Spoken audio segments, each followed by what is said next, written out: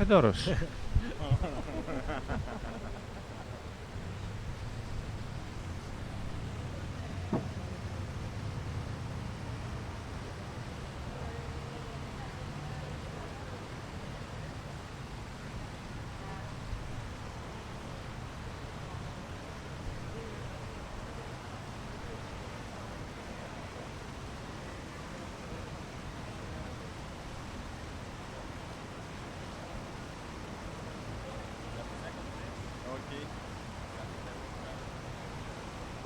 It's nice here.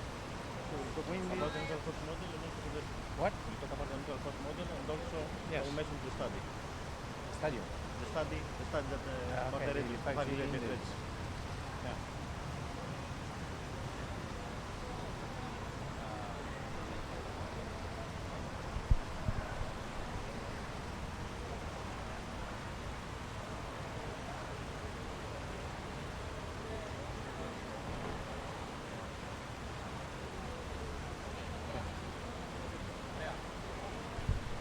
Okay, good afternoon. Kalispera from Valencia during the UCNC. I'm in the middle from Thessaloniki and Athens, from Attica and Cyclades, Patras. because there's Patras and Athens, and two very special guests today, this afternoon. Theodoros Rokas from Incidis and Apostolos Papageorgiou from Idoscat and 5GCity partner as Theodoros, right?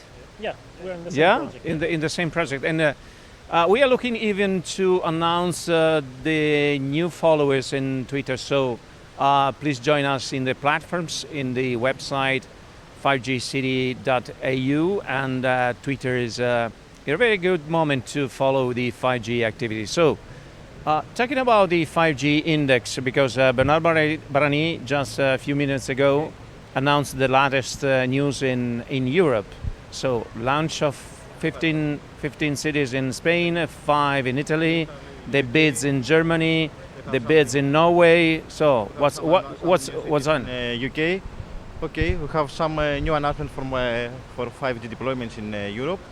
Before these announcements, we as in charge made a study regarding, we try to identify the readiness of each country in order to deploy the 5G networks, and most importantly, not just to deploy, but also to adopt these new technologies. From your point of view, what is the situation about 5G in Europe? Okay, we are lagging behind this. If compared with Asia, we are lagging behind because in South Korea, pragmatic. yes, because in South Korea they are announced that they have 1 million subscribers this week. So okay, we are behind. But it's not a race. We announced No, that we're it's not a race. of course, it's not a race. Okay, but in order to start deploying this 5G network, we must take some necessary steps.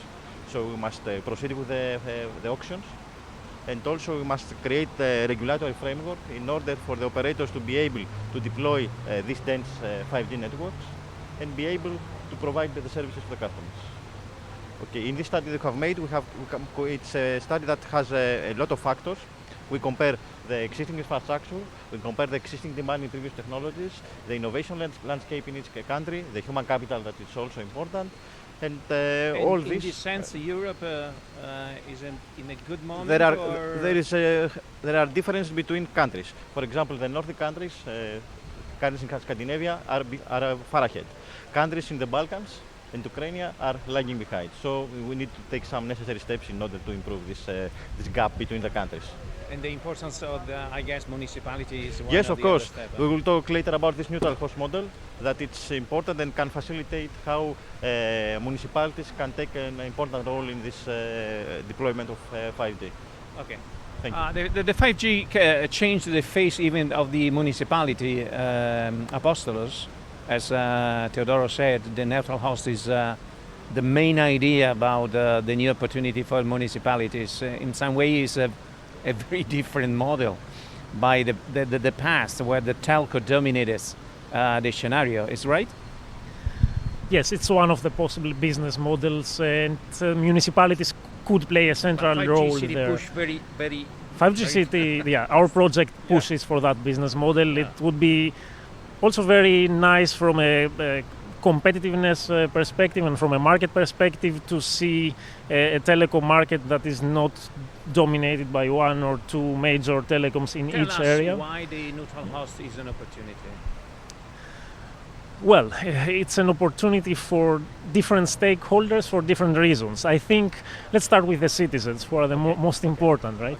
I think the neutral host model with a municipality owning some infrastructure and being able to cut slices out of it for attaching them to the networks of big telecoms or for giving them to other verticals.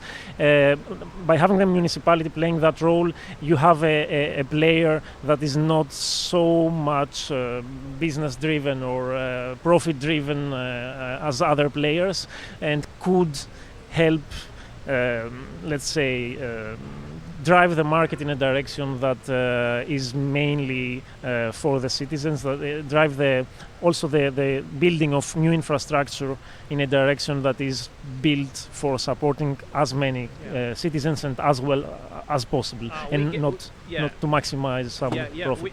We guess at the same time that it's not easy that the municipalities have received a kind of education in these terms. We need to create information, knowledge about the... Definitely. Luckily, we also have a municipality in our project. We have the Barcelona municipality inside. Our constant knowledge exchange on a technical level and on a business model level will be useful for them to try to drive this neutral host model later. It remains to be seen. And again, we don't expect municipalities to reach a level of network operation knowledge of the big telecoms, and we don't expect them to play that role. The neutral host will still be a complementary role and a complementary business model in the telecom market. But yes, after some projects like the ones we're having now, we believe they can play the role. It could be possible. So, Theodoros, we guess that obviously the 5G has commercial services, but no commercial even. And in this sense, the business model looking for what? For health, for media, for tourism, for example? You're coming from a country that... it depends on the country. Yeah, take advantage for the tourists. For Greece, I support the vertical, as we call it, is tourism. We don't have industry, but I think we should focus in tourism. So each country... It could be culture even? It depends on the country. Maybe if we go into each country, it depends on the area. If we go in each municipality may have something specific that wants to highlight, some specific that can take advantage of what 5G offers and give this service to the customers, to its citizens, or even to tourists. It depends on the city. The CEO of your company, Ioannis, make a wonderful speech last week about the 5G and stadium. Yes. Because the crowded spot has no possibilities now to create... Most of the use cases around 5G is about media and how we are going to provide these enhanced broadband services to customers. We have all been to a stadium or to a concert where usually we don't even have a reception at your phone call and cannot make calls. 5G promises to provide the connectivity and even broadband connectivity or video or 4K high definition video in cases where there is high population density. Okay. So we have made a study, as Ioannis presented last week, and it's a techno-economic analysis that shows that even in stadiums right now, if they're willing to invest and make infrastructure inside the stadium, they can offer new services to their customers and also get some revenues. And create a connection, I think, in this with various platforms as social. Of course. Yes, you can use, for example, the 5GCity platform to offer this infrastructure and lease this infrastructure later to an operator or whoever needs this infrastructure. In case of Greece, basket and football. I suppose for Greece, yes, probably basket. Panathinaikos, Olympiacos. So I think that there is the fighting. You are of the same team of the Theodoros or not? Oh, I'm still playing basketball, so I have to support the team I'm playing with. So, back on the 5GCity and Idoscat, you have 3 cities, Bristol in UK, Barcelona in Spain / Catalonia, and Lucca, Italy. How is important the role of the city in the project and the level of the test and the demo presented in the last month?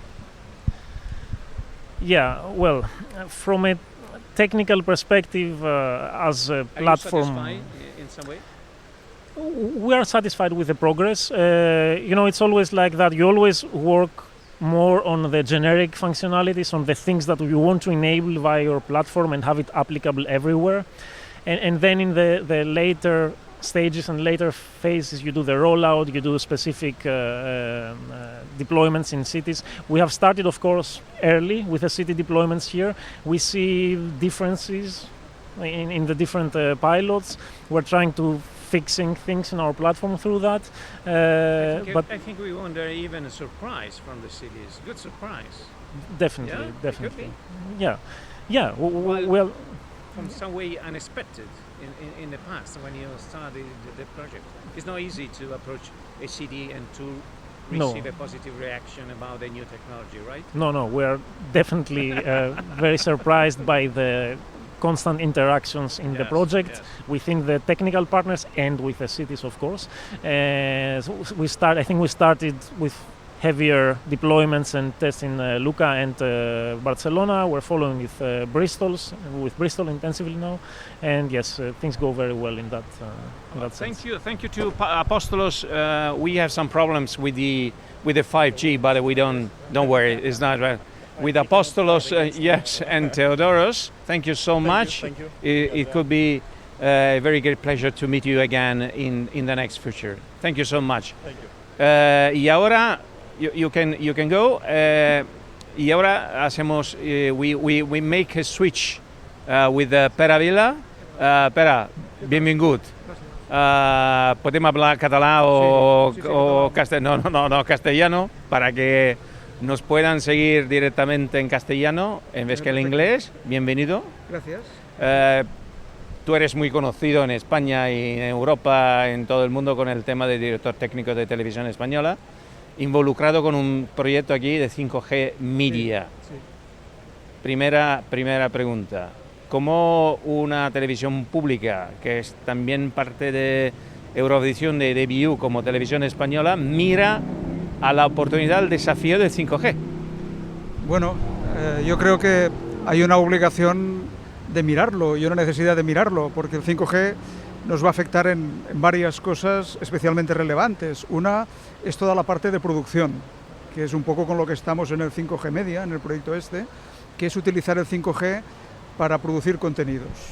En ese caso sería un caso muy concreto, sería para los contenidos de actualidad, que te permita ir con una cámara conectada permanentemente, que puedas enviar señales en directo a la estación de televisión, y luego también que puedas, algunos eventos muy ligeros, ruedas de prensa o alguna cosa de actualidad, que puedas mandar un par o tres de cámaras y poder hacer un mínimo de realización. ¿Y cuál es la ventaja respecto a la actualidad de Backbone, por ejemplo? Sí, hombre, la idea sería de que con una sola cámara, con un solo tarjeta SIM, puedas estar permanentemente conectada y puedas enviar.